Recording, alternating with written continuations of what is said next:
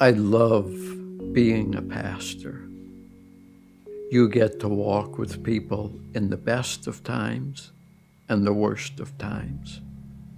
And over the years, I have dealt with all sorts of people in all sorts of circumstances.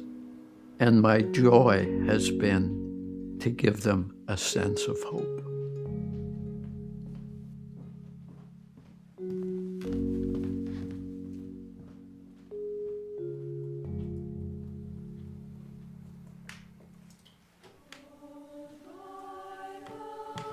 Every Christmas, we would do what was called Festival of Lights. For me, Christmas was really the most exciting time of the year. It was family and friends and gifts and trees and mangers. But most of all, Christmas was about hope, joy, and peace. It was uplifting and exciting. But that was the Christmas I learned I was dying.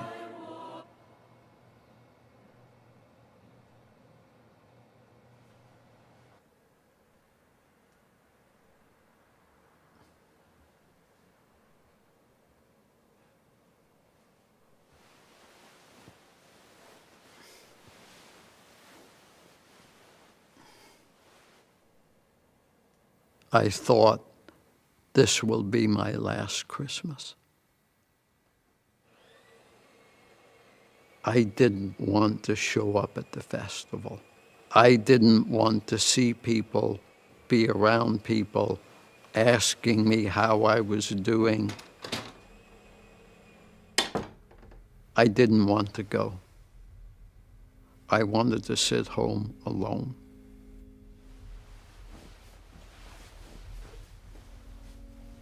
My wife said, you need to go. People need to hear what you have to say.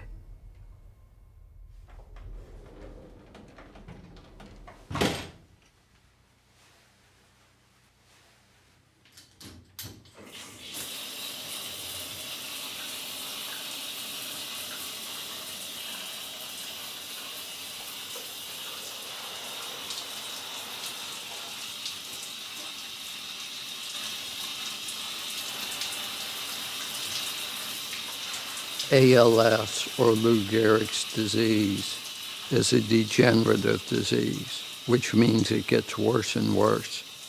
Eventually, it affects swallowing, chewing, breathing, and when the lungs go, you end up dying. They don't know what causes it, and there's no cure. Basically, they said, you have 2 to 5 years to live.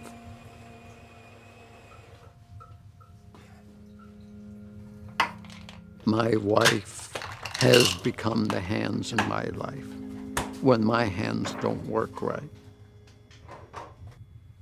I wanted to see my daughter get married, walk her down the aisle, wanted to watch my grandkids grow up.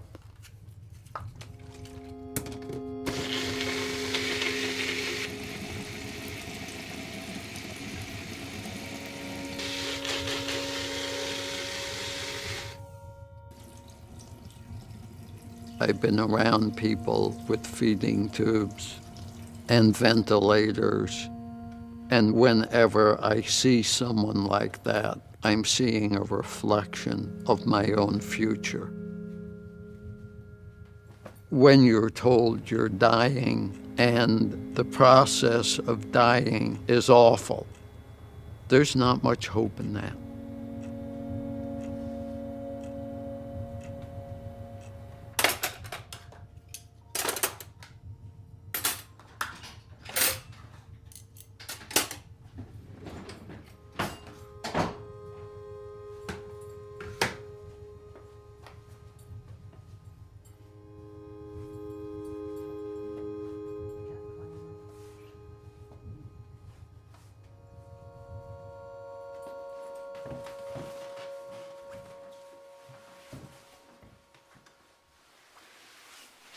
I didn't want to show up at the festival. And my wife said, "You have to go." So I got in my truck. I was driving, and my phone rang, and it was Billy. Billy has more stuff wrong with him than most people I've ever met. For over 20 years, he was addicted to heroin. He's HIV positive. He has hepatitis B. He's been through cancer, but he's still alive. We talked, and I was telling him all that was going on. And he has kind of a high-pitched New York accent. He said, "Hey, you need to be a Yogi Berra Christian." And I'm thinking, what?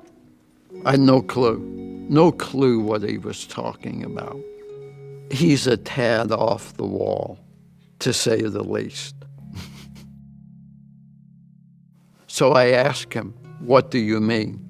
He said, "It ain't over till it's over." Billy has the worst of the worst. His wife died in his arms. His son, he has never found to this day. And in spite of all of that, he's hopeful. Every human being knows they're going to die. The difference is I feel it with every twitch in my muscles. I feel it in the depths of my being.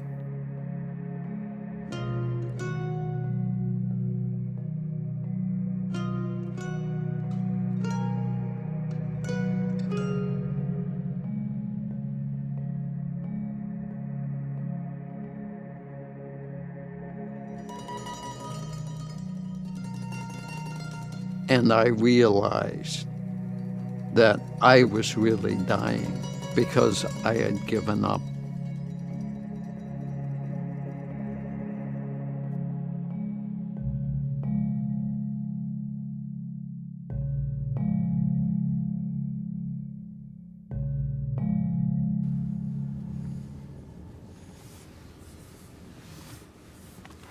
I had considered my life as over, but it wasn't.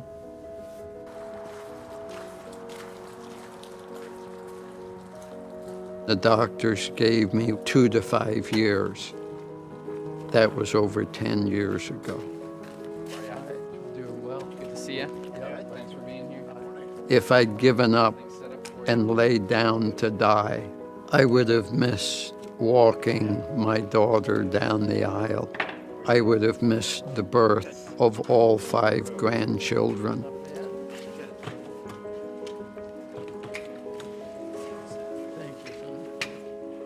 I would say Billy's phone call was God speaking to me with a New York accent. Billy, of all people, should have considered his life over. And he was saying, "It ain't over till it's over." Good to see you. Yeah. And I realized there is profound truth in that. I can't do the New York accent like him. That's fine. I didn't expect another Christmas, and now I've had 10. And the more I have, the more I want. I have my life to share, my own story to share. One day it will be over, but it's not about how long I have left. It's about how I spend the time I do have.